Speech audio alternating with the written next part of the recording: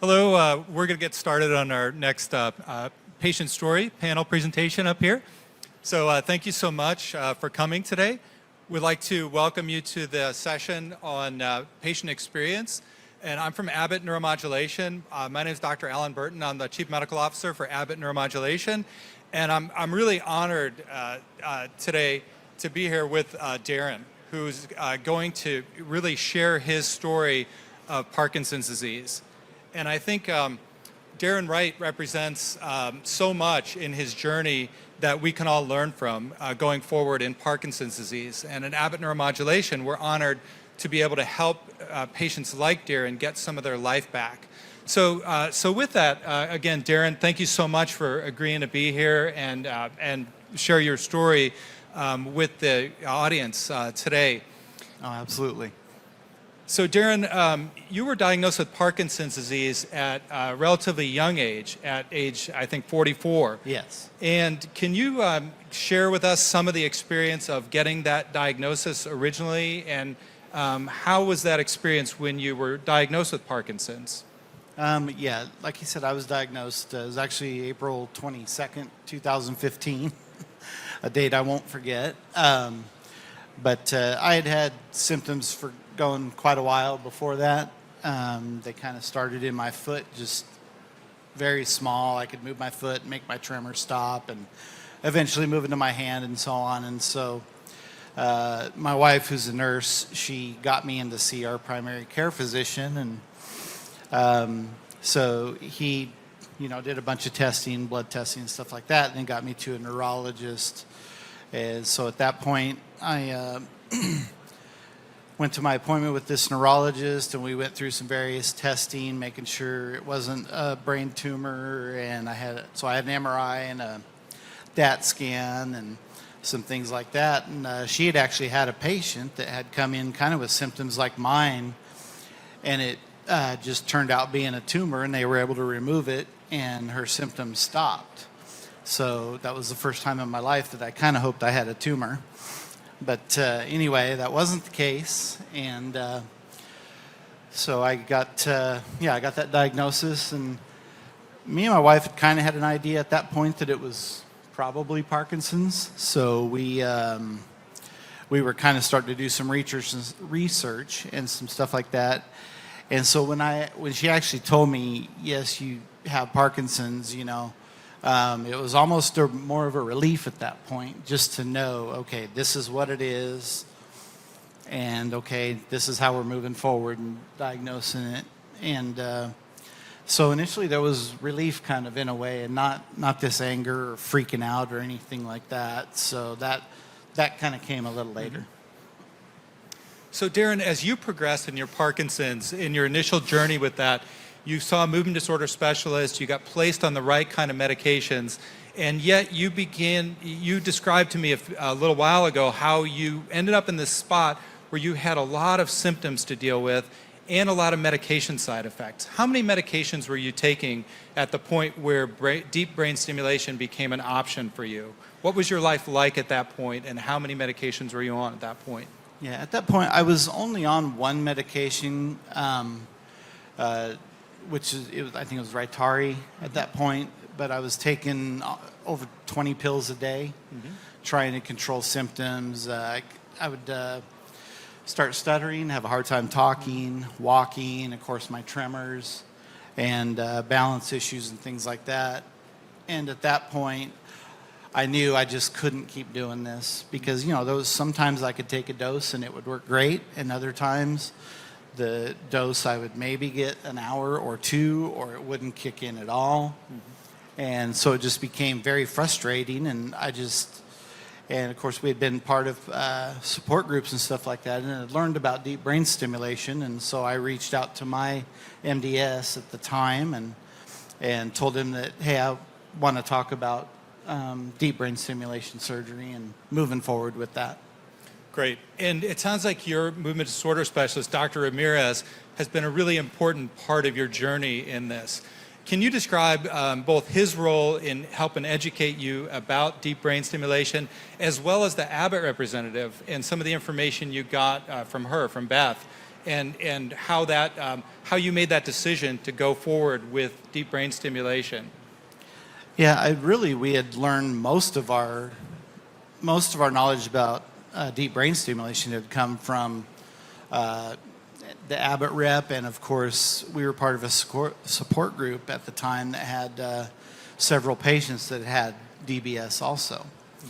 And so we actually, I mean, honestly, I felt like I knew a lot about it and what the process was and that kind of thing. And it wasn't something I had really ever approached Dr. Ramirez with. And matter of fact, when I sent him the message through my patient portal, his nurse called me back probably within a couple hours and said, Dr. Ramirez wants to make an appointment as soon as possible. He's been waiting for you to talk to you about this. Perfect. So the next step on this, let's move forward, Darren, to your journey with living with a deep brain stimulator, with a medical device implanted.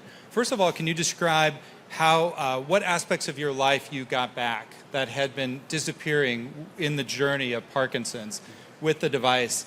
And then we're going to get into neurosphere and digital programming, remote care, how that's helped you. Okay. Take it away. Yeah, I mean, DBS, I mean, I tell everybody constantly is that gave me my life back. Because before that, you know, without the even with the medications and not knowing how I was going to be able to function from day to day, let alone sometimes hour to hour, it became very difficult. You know, like I said, I worked behind a desk on a computer, and you know, you're sitting there, and I'm trying to keep my leg from hitting the bottom of the desk, and you know, I'm moving my mouse around and double clicking on things that I don't mean to click on, and you know, embarrassed to answer the phone because I just knew I was not going to be able to have a regular conversation without stuttering or just getting, you know the word and it's right there, but it just will not come out of your mouth. And so that part was very tough. And then also on the personal side, just at that time we lived on a acre. We just had a little small farm type thing, and we had chickens and stuff, and had gotten to the point where I just really couldn't do anything. I mean, I was really useless, is how I felt. And so when I got deep brain stimulation, and even that day that he programmed me, I mean, we were just blown away at how I felt. I mean, we were probably there for 4 hours at that appointment. And I remember several times looking at my wife and just going, oh, this is unreal, you know. And it was a long 4 hours. I was exhausted when I walked out of there. But, you know, I walked in there with a cane and was able to carry my cane out of there. And I hadn't felt that good and had my body feel that good in so long. Yeah. And so it just opened up the door. I mean, we ended up building a chicken coop, and I was able to, you know, years ago I had framed houses, so I was able to use that knowledge, and I've always loved woodworking, and so I was able to get back into that and doing those kinds of things, and just being able to, we had our first granddaughter during that time, and being able to hold her and walk around with her in my arms, you know, and not worry about falling or tripping or whatever. So it just professionally it felt good because I could function normally again, and then of course personally just to feel like a semi-normal human and contributor to our household. Yeah, what a compelling story, Darren. I mean, thanks for sharing that. I think when in Abbott, one of the difficulties we see out there, we see 1 million people in the U.S. living with Parkinson's disease, and maybe 5 or 6 million living with essential tremor, and there's only maybe 100 specialty centers in the U.S. So a lot of the patients live far from their care for these type of conditions, and it's a journey for them to get back in and revisit, for you to get to Dr. Ramirez, for example. And so our engineers took that on as a challenge, went through a tech development process to develop Neurosphere digital care, allowing Dr. Ramirez to remote interface with you and remote program you. And I think that fits with, in Abbott, we have some mantras. One is to digitize healthcare, to decentralize healthcare, meeting patients where they are, and then to democratize healthcare ultimately, allowing more patients to get access to the kind of therapy that you live with. Can you give us a sense, and we just passed a milestone of the 10,000th patient session being remote programmed with Neurosphere just a couple days ago, the DBS on the DBS side. And so you've been a part of that and you've lived that. And can you give us a sense of how it is for you to be able to get your care from Dr. Ramirez remotely as opposed to having to journey in there several hours or many hours across the state of Texas, visit in the waiting room, figure out how to get there, figure out if you're in condition to drive, does your wife need to come with you, etc., and how that's changed your life to be able to get that care remotely. Yeah, that's actually been a tremendous innovation and help for me, because shortly after that time, and because of DBS, was able to take a promotion in my job, and we moved up to Dallas. We were in the San Antonio area, and so I'd taken a position as service manager for the company I was working with at the branch in Dallas, and before Neurosphere came out, I was having to drive. It was a good 4.5 hours one way to San Antonio, and then back, which became very hard on my body and sore, and eventually I started making it an overnight trip so I could just drive down one day, stay the night, go to my appointment, then come back the next day. Well, then when Neurosphere came out, of course, I didn't have to do any of that. I remember, like I told you previously, I had a couple appointments right there in my office at my desk. I've done several at home, and it's just like he's right there. I mean, I still go through all the testing, the finger taps and things like that, and we talk and discuss. We're face to face, and he can even watch my body to see if he sees anything that might need adjustment or whatever. And so, yeah, that's been life changing. Not only with the price of gas and stuff like that, but just being able to do that right from home. Right.